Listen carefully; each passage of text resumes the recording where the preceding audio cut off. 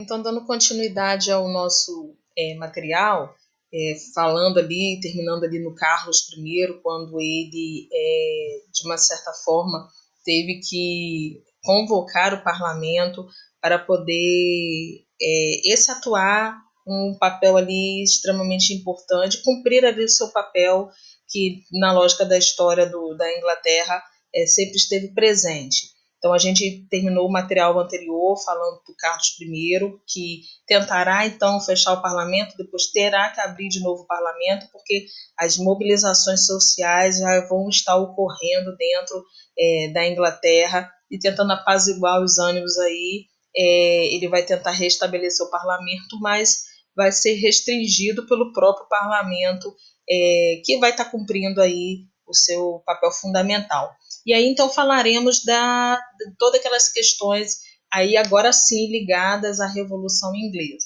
Lembrando que mesmo que a gente venha ouvir a falar aqui da chamada Revolução Puritana, da chamada Revolução Gloriosa, trata-se de uma única revolução, tá bom? Revolução Inglesa. Então, vamos lá na sequência do que a gente tinha falado anteriormente.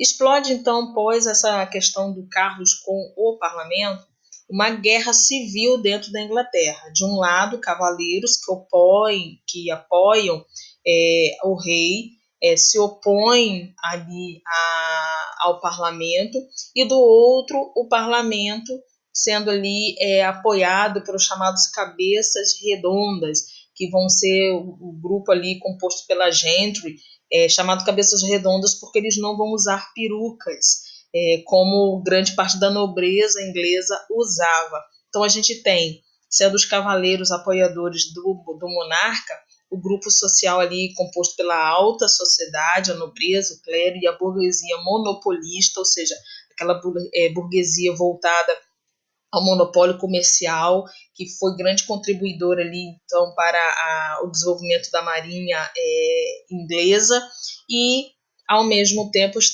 temos nesse grupo ali praticantes e adeptos do anglicanismo, da fé católica, ligados ao rei, então, Carlos I. Do outro lado, os cabeças redondas, que apoiam o parlamento, porque ficou nítido ali a divergência de ambos, a burguesia mais voltada ali para o comércio, querendo uma maior liberdade comercial, aquela burguesia que literalmente entrava de gaiato no navio para possibilitar ali o seu enriquecimento, manufatureira, ligada então ali ao processo que mais significativamente à frente vai estar associada à Revolução Industrial, ou seja, vai ser essa burguesia a grande responsável pelo processo ali de desenvolvimento das manufaturas dentro da Inglaterra.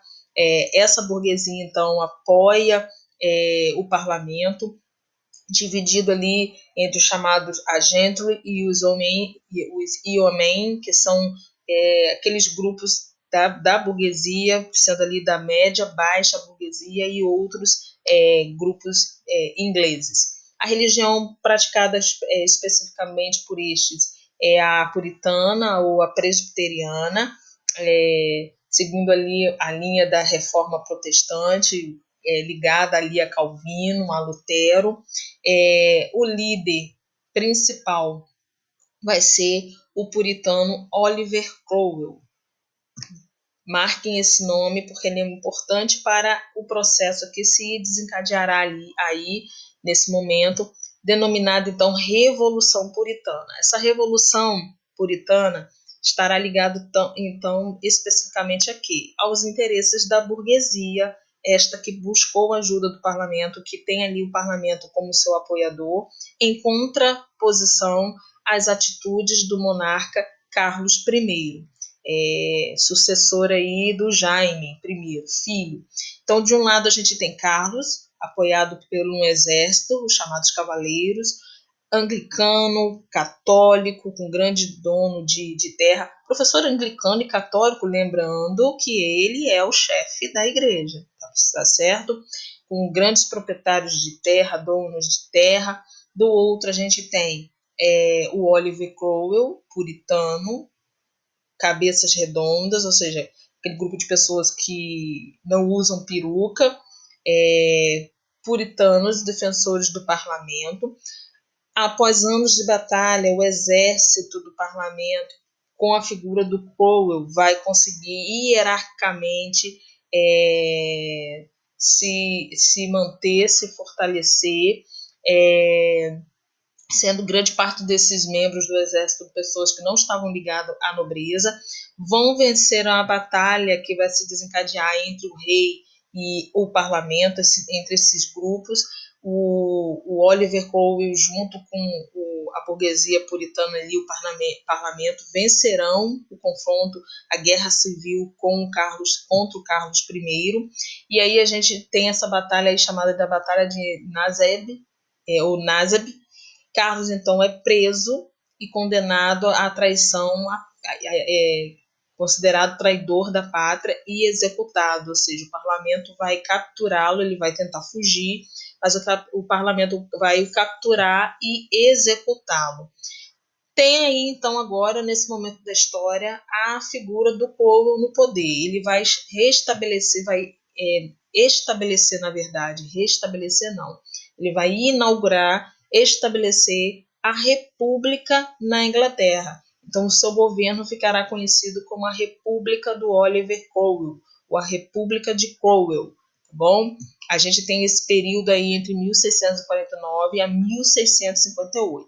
As medidas dele serão quais medidas? Um governo pró-burguesia, ou seja, apoiando a burguesia calvinista, essa média burguesia ligada ao comércio, que faz uma aliança, então, com o exército revolucionário, ligada ali ao parlamento, vai abolir ali a Câmara dos Lordes, ou seja, a presença ali de uma nobreza com papel importante dentro até do parlamento, ou seja, instituindo ali um parlamento com a presença mais da gente, mais da burguesia comercial puritana.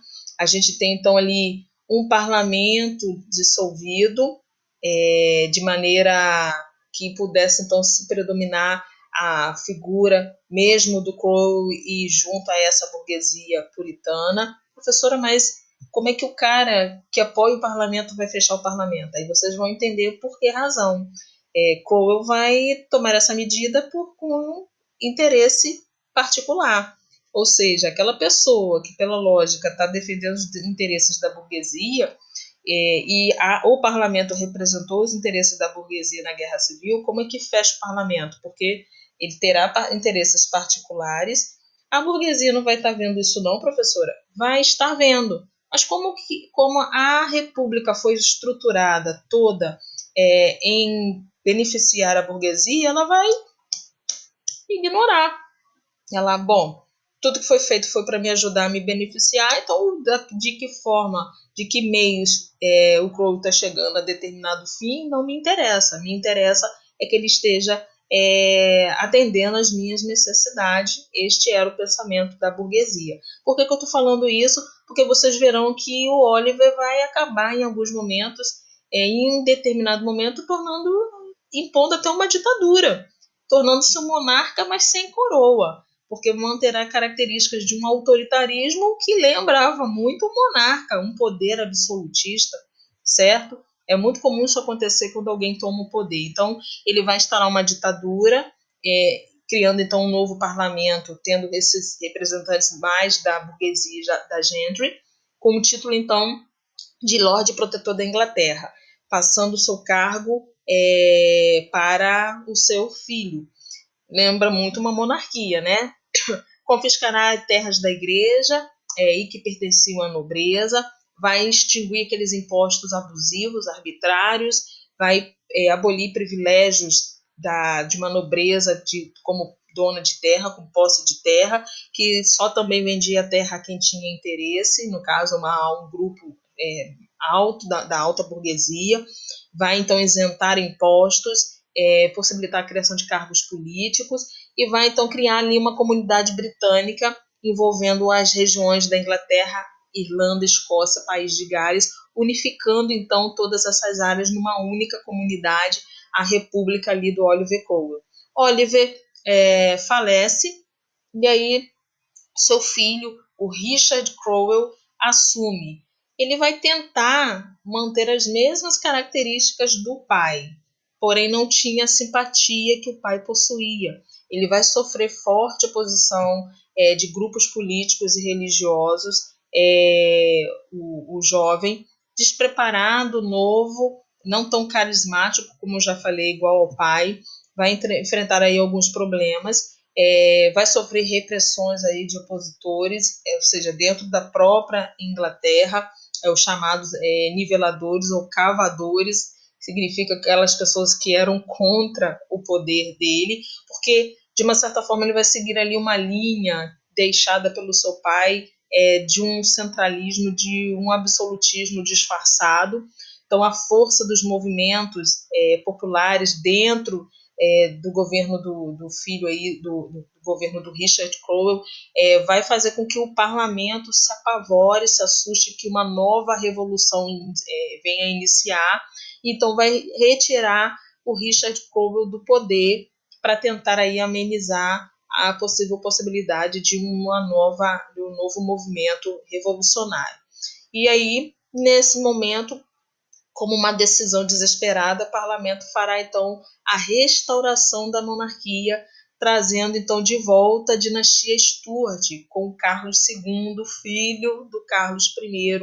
Ele anglicano, pró-católico, né, vai seguir ali a linha do parlamento, então não vai restaurar um absolutismo, mantendo ali então as restrições do parlamento, porém vai limitar o papel do parlamento em seu governo, certo? Possibilitando, de uma certa forma, uma espécie de equilíbrio entre o poder dele e o poder do parlamento, e aí você tem uma possibilidade de evitar o confronto entre ele, rei, e o parlamento. O Carlos II vai ser sucedido então pelo seu filho, Jaime II,